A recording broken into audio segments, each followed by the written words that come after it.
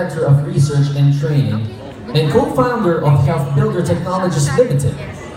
She's also the Director of Research and Training at IELLIOS Incorporated. She's also a faculty speaker on anti-aging and regenerative medicine in American Society of Anti-Aging, Euromedicom, and has received the Excellence of Speakers Award from the Minimally Invasive Plastic Surgery Association. Dr. Sofra is also the Creative Director of the Creative Arts Center Incorporated, a non-profit corporation that offers neurological and psychodynamic psychotherapy within a nurturing environment that reinforces sublimation of aggression by enhancing creative tendencies. She has received numerous recognitions for minimally invasive plastic surgery in 2010 and International Speakers Award of American Academy of Anti-Aging in Thailand in 2009. Ladies and gentlemen, let's all welcome Dr. Xanya Sofra. Thank you very much. Thank you. We're going to be talking about circadian skin and body tuning and how the body uses its own clocks and its own signals to basically maintain health, and how we can kind of manipulate these mechanisms to maintain anti-aging, to reverse aging, which is what we all want at some point of our lives or another. So we think that anti-aging is basically health. So if you're healthy, you don't age. I mean, you age because things go wrong inside the body, because the signals are fading, because your clocks are losing pace. So we propose that health is the optimum functioning of our bodies, and that health and anti-aging depends on three main dimensions. The number one dimension is the proper functioning of biological circadian clocks. You know, everybody knows that cancer is basically when the body's clocks are losing their actual timing. Then signaling is the meaningful cellular communications. When communications are nonsense between proteins, then you have aging and you have disease. And the third is the time reversal mechanisms in our bodies are molecular. And all of them depend on signaling with respect to time. Now, every single cell in our body is controlled by its own clock. It has its own clock. Like our bodies have a clock that you have to go to sleep, you have to wake up, and at some point everything ends and death comes. It's the same thing with every cell has its own clock. There is a birth and a death of each cell. And every cell depends on the clock to save energy, to repair its DNA, and that is a number of research studies that have been invested in this. Now, this biological timekeeping is actually a genetic process. It's determined genetically from our genes. So due to the accessibility of the skin has offered itself to kind of study the circadian clocks more closely, experimentally. And there have been a lot of studies that have linked the skin circadian clock to control your ability to induce DNA damage and also skin cancers. Now, the circadian clocks are located in the suprachiasmatic nucleus, SCN for short, which is the brain's primary circadian pacemaker. But there are other aspects and other parts of the body where we can see the circadian clocks and systemic clocks. At the cellular level, we have a range of clock genes, as we call it, that code the clock proteins. And this is what organizes and basically determines the functioning of our internal clocks. And the daily clock genes interacts with protein level fluctuations in the cells, and also influence the cell activity, DNA repair, and so on and so forth that we spoke about previously. All of these timing processes are initiated and caused, however, by signaling. So the problem with the clocks is that if the signaling starts being reduced, then your clocks might start losing their timing. And once that happens, very serious illnesses and of course aging will follow. So circadian clocks have to be combined with signaling within our cells. Their circadian clocks have been associated with psoriasis, and also, by the way, signaling is also associated to psoriasis. And recent studies have linked the circadian clocks to also other immune-related disorders, and also, as we're going to see later, they're also related to cancer.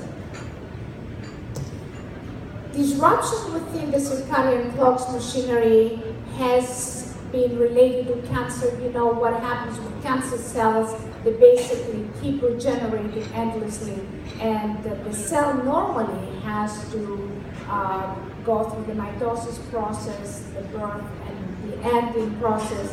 The cancer cells keep going on and on and on. They have lost their timing, basically. But there is also a new theory with signaling in cancer.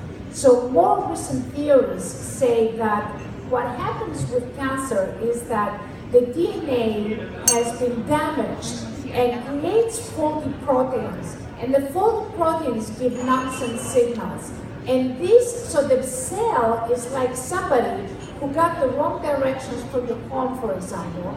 So you missed a couple of streets, and this person keeps driving endlessly round and round and round the neighborhood, and you never get it started. It's the same thing here.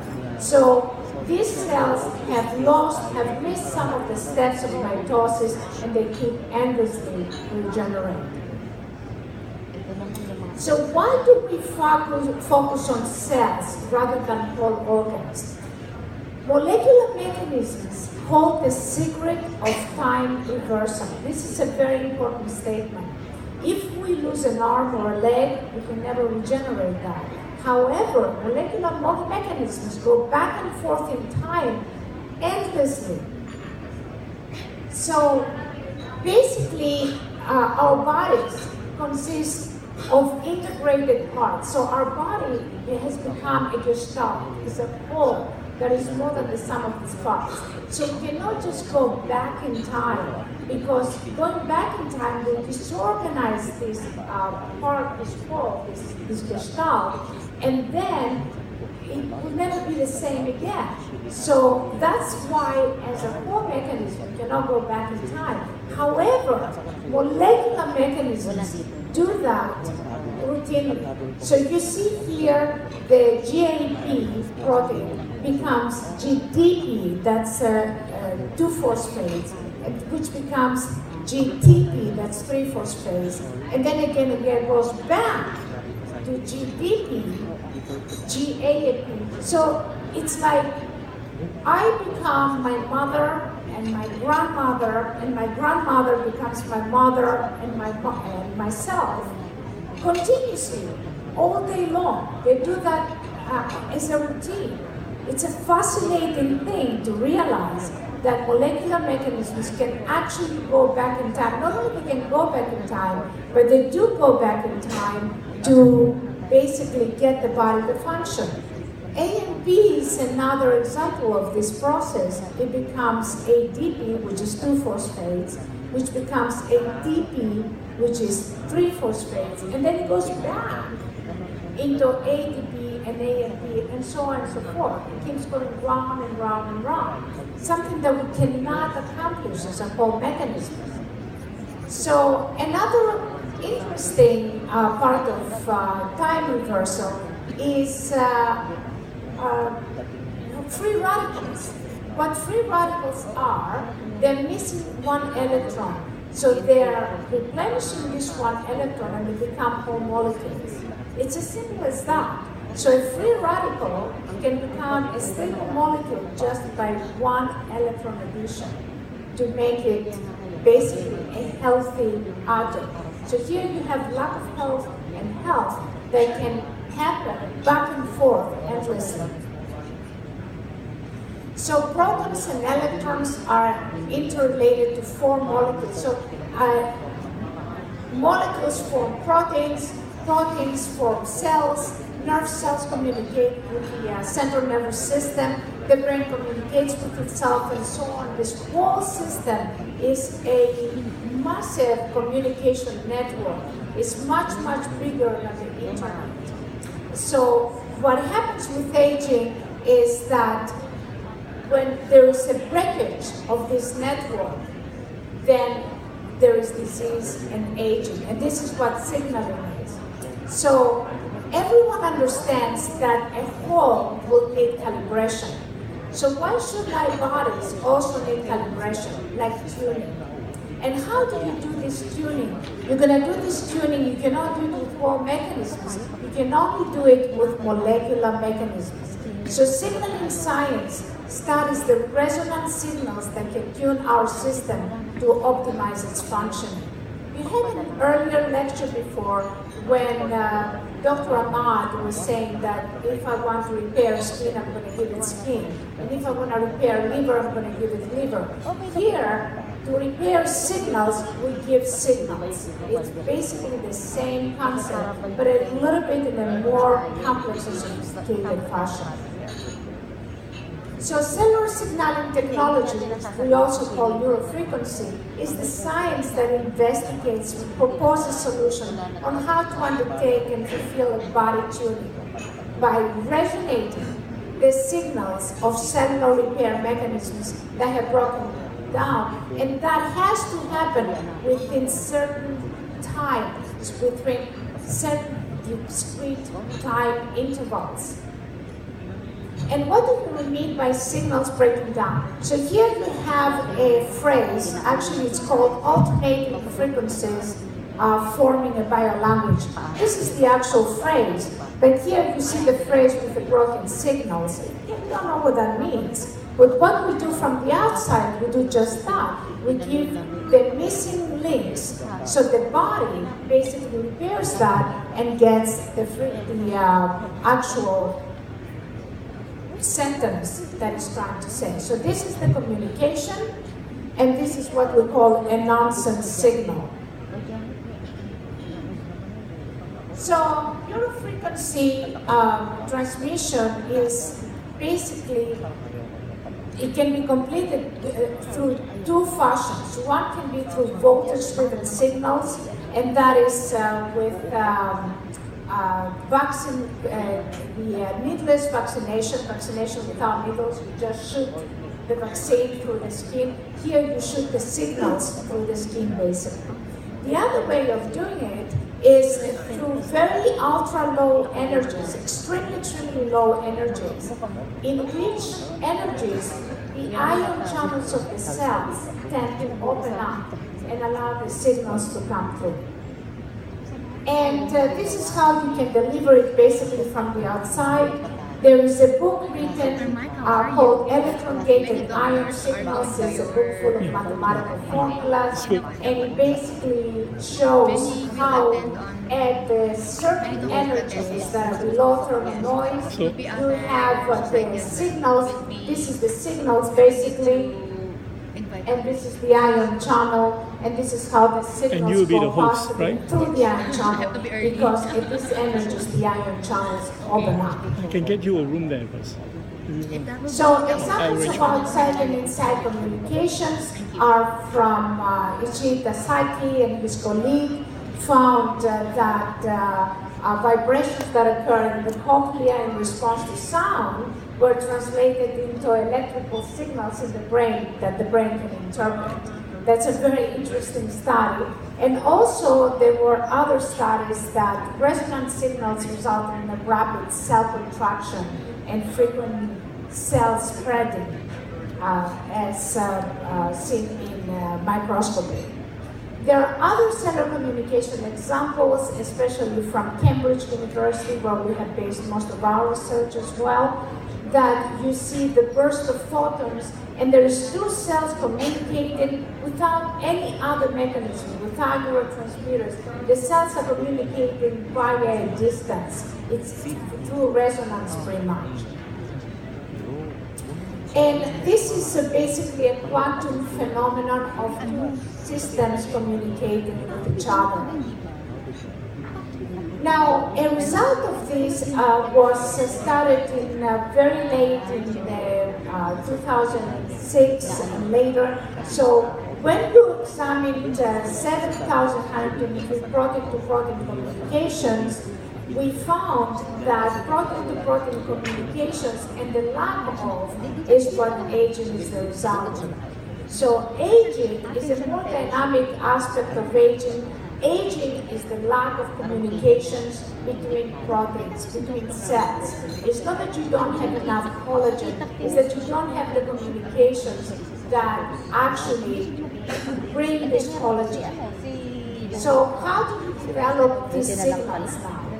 How you have to basically focus on cell-to-cell communication, and also you have to focus on protein intra-communications between each other.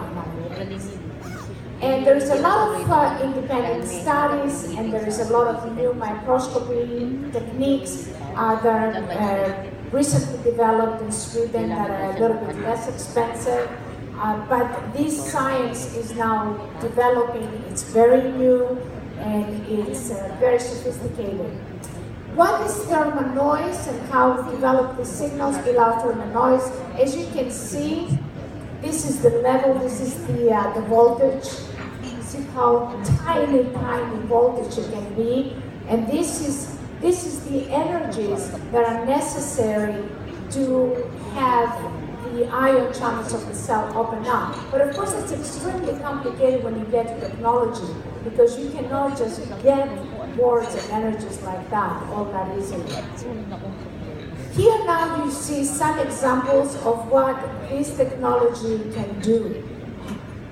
And this is a necrotic wound. And after 5 treatments, you can actually see the wound coming back to life. This was done by a liposuction that went wrong. And there is a repair that started happening. This wound was like this for several months, and within 6 treatments, it started kind of changing, dramatically changing. This is a diabetic wound. This patient was seen a year later. There was no reoccurrence. The wound did not heal with any other methods previously. And within 6 treatments, it did close. A year later, it was completely closed, and there was no recurrence. This is another diabetic wound from Cristina Preciado. As you can see, complete healing after 4 treatments. This is actually an acute wound. This lady just cut her finger, and we did it right away. We did the treatment right away, and this is about a week later. So it happens quite fast. Chronic psoriasis is another demonstration of what this technology can do. This is 10 treatments from Veronica Yap in Singapore, a clinical study that she performed on psoriasis. Another example, another patient with psoriasis treated with the IELLIOS, 10 treatments. This is actually somebody who had an accident, a car accident. He scraped his hand. His plastic surgeon said to him that he will never ever be able to move his hand.